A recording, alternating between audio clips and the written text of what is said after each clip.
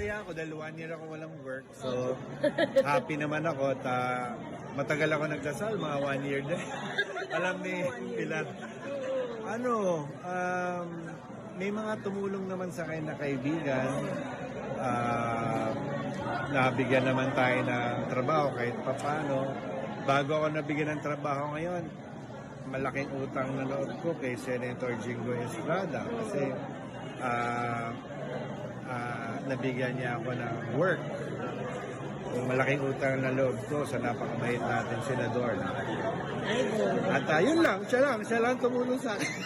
So, ano yung realization mo nung na-realize ko na kasi nung araw, parang hindi mo iniisip di ka mawawala ng trabaho.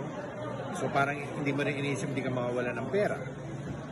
Na-realize ko na, may blessings nun.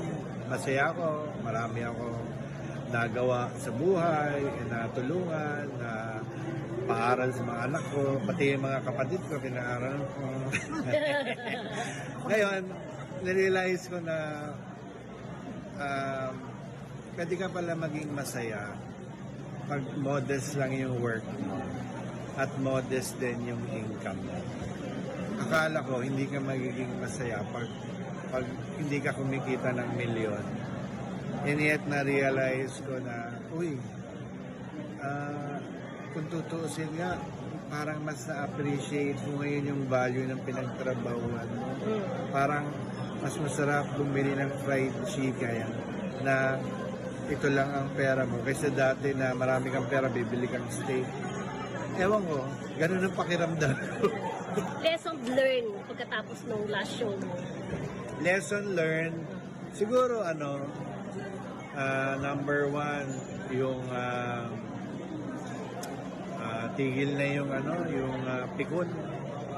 Kasi walang pupuntahan apektuhan lang yung trabaho mo, apektuhan ang pamilya mo. Kahit gaano ka-improve, siguro ito ang lesson na sana lahat ng nakikinig ngayon. Bago ka pa i-provoke, ilagay mo na sa isip mo, ipoprovoke ka kahit saan ka pumunta.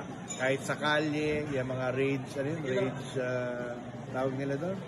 Road rage. Dami ko nakikita sa kalye, sa TikTok. So, lagay nyo na sa isip nyo na meron mambubuisit sa inyo, meron mga iinis sa inyo, kaya nyo na sa inyo, huwag kayo ma-provoke.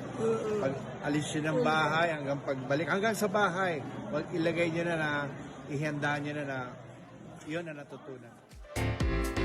Ang ganda ng interview mo. Diba? Daming lessons. Alam mo, diba? actually, diba, talagang nakita ko lang siya doon. Talagang in-interview namin siya ni Kuya Roldan. At nakakatuwa dahil balik na naman sa TV show itong si Anjo. Hindi na nga dahil sa dati niyang network na Net25, diba? Pero hindi ko naramdaman ng pala siya isang taon na wala siyang kita, Oo. walang Sunod. datuma. Pero eto lesson learned na sa mga artista. Alam naman natin na magagaling sila, malakas silang kumita, na dapat mag-ipon, di ba? Tama. Dahil kita mo si Anjo, buti na lang, mayroong Senator Jinggoy Estrada na tumutulong sa kanya. Correct. Doon nawalan siya ng trabaho for 1 year. Buti pa kayong Kinuha dalawa, siyang staff no? friendship nung Office. na office sa Senado. Correct. Kasi may experience naman siya sa politika bilang konsehal nung araw, di ba? Talagang Tama. mapagmahal si Senator Jinggoy sa mga kapwa niya aktor. Kaya saludo rin kay Senator Yes, Jinggoy. mag-ipon. Buti pa ng dalawang to, malaki ang ipon. At saka itong isang leksyon dyan, friendship.